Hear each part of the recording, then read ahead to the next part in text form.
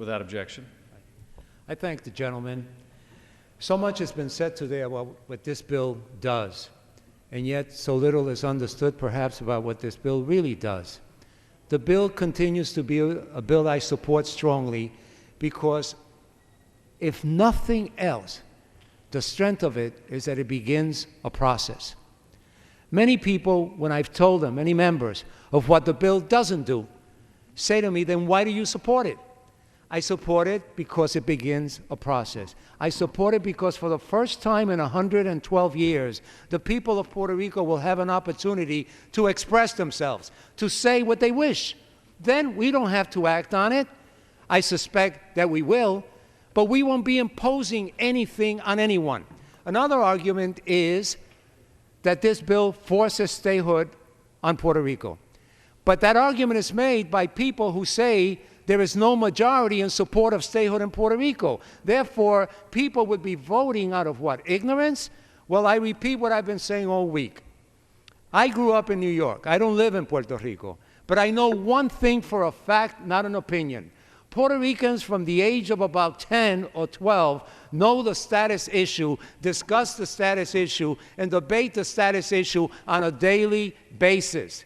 It is the #1 concern in the island. Therefore, no one will vote for statehood who doesn't believe in statehood. No one will vote for independence, forced to vote for independence. No one will vote for free association, forced to vote. They'll do it because they believe in it and they believe it's the right thing to do.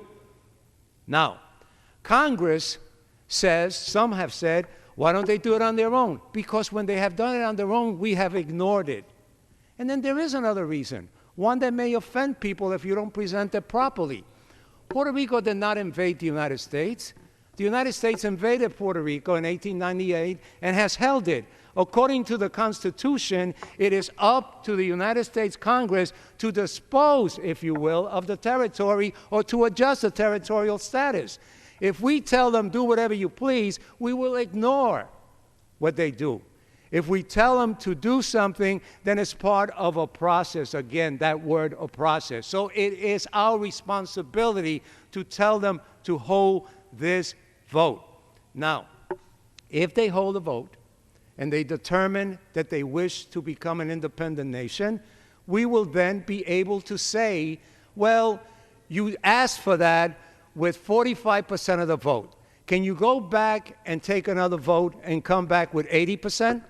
Similarly, if they vote for statehood, we could say, no, you didn't come here asking us for a certain amount. You have to go back. So my point is that this bill does not end the process. Do you honestly believe, with all due respect to my colleagues on this side and those on this side who oppose the bill, that Congress would give anybody statehood just based on the first simple vote?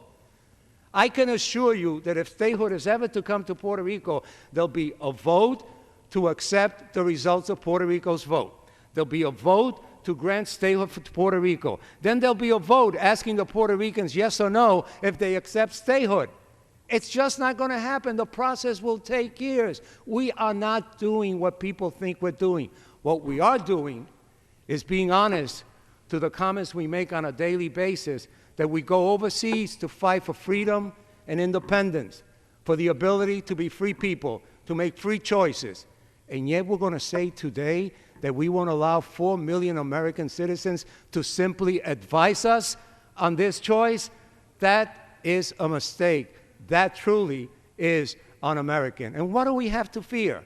That the territory may ask for a change in its status? It may choose not to do so. One very important point. People say that the Commonwealth is defeated. No, in the first vote, you can choose to remain a Commonwealth. In the second vote, you stop being a colony. Vote for this bill. Time of the gentleman has expired. Balance of my time. The gentleman from West Virginia reserves the balance of his time. The gentleman from Washington State is recognized. Thank you, Mr. Chairman.